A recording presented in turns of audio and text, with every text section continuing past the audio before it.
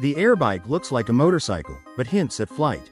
What if your next motorcycle didn't just ride, but hinted at soaring through the air? Meet the Volonaut Airbike, also known as the Airvolt, where electric speed meets futuristic ambition. It rockets from 0 to 60 miles per hour in just 2.9 seconds and cruises comfortably at 107 miles per hour, powered by a pure electric AC motor and lithium-ion phosphate batteries. Its titanium cage, carbon fiber, and Kevlar body keep it light but tough, ready to perform and built to last.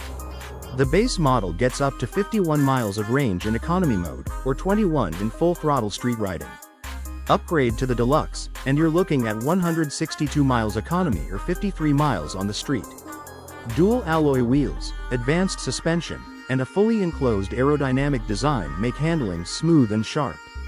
With aircraft-style LEDs, halogen headlights, a full set of digital gauges, and a 10-year parts warranty, this machine looks and feels ahead of its time.